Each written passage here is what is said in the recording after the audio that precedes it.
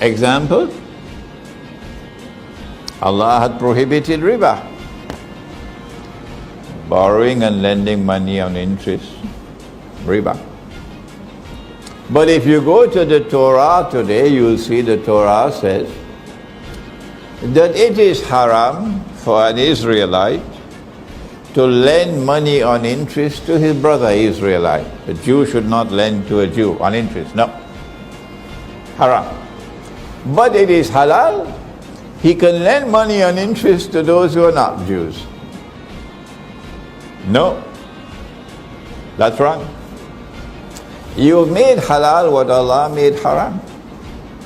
And the rabbis accepted it, and the people followed the rabbis. I lived in New York for 10 years, I know. So what they did was to make haram what Allah made haram, halal. In order for them to institute a monetary system which will prohibit the use of gold and silver as money, they needed big wars. And they needed to win the war. And that is the First and Second World War. And a new monetary system came to the world after the Second World War.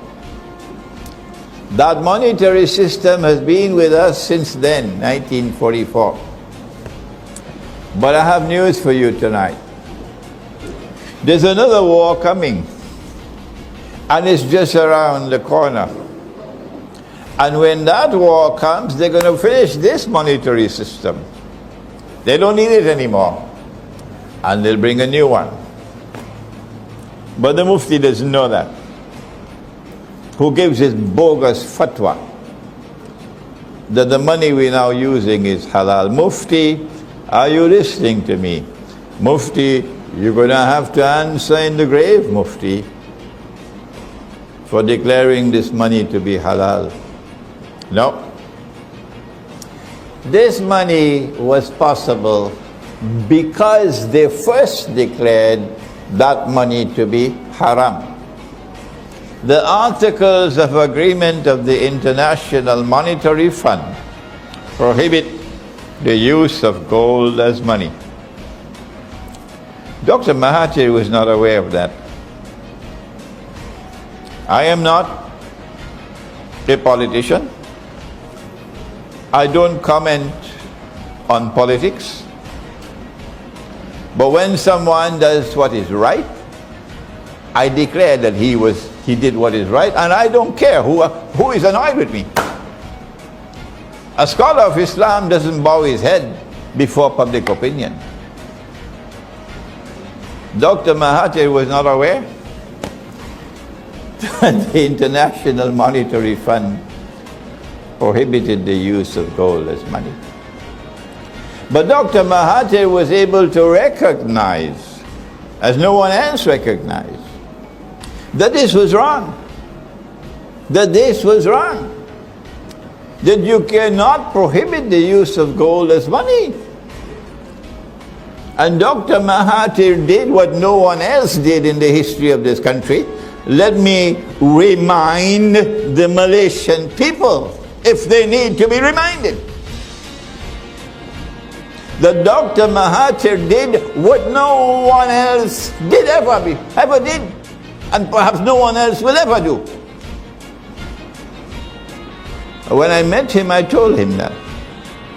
I said, you're the second one to do it. The first was General Charles de Gaulle. General Charles de Gaulle recognized that this was wrong, this was unjust. Bringing a new monetary system in the world, and in order for this bogus system to survive, you have to prohibit the use of gold as money. So Charles de Gaulle stood up in the French National Assembly in 1966. That's why the French people loved Charles de Gaulle. And he blasted them. In the French National Assembly, he blasted them. And he declared this to be an unjust monetary system that you brought into the world. And so they took out their knives for him. Yeah. And they finished him. And after after Charles de Gaulle, the only other one was Dr. Mahathir. And so this country should be proud of Dr. Mahathir. Because he recognized what no one else recognized. And no one else dares to recognize. They don't have the courage to recognize what he recognized. And tonight I have to give credit where credit is due, regardless of the price I have to pay. At the time when I said that Dr. Mahathir was only the second, I was wrong. I didn't know he was the third. I didn't know that there was one before him. I didn't know that there was one before Charles de Gaulle. But he's today forgotten. They called him a playboy. Ir.Soekarno was more than a playboy. Ir.Soekarno was more than a playboy. When Indonesia became independent, Ir.Soekarno called in the ulama. He had the courage to do it. And he asked them about this money. I'm not a scholar of Islam, you are the scholar. Tell me, how can we have paper as money?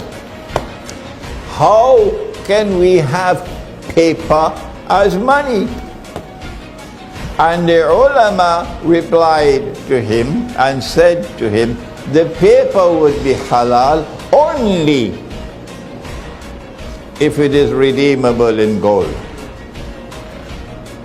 Meaning you could take the paper and get the gold at a fixed rate. So the paper will be like a check. So Ir.Soekarno decided that the Indonesian rupiah would be redeemable in gold, and he fixed the rate. But the people who want to rule the world, they had made that haram. In the Articles of Agreement of the International Monetary Fund. So they had to launch a coup via a crooked man called Suharto to get rid of Sukarno. So there were three.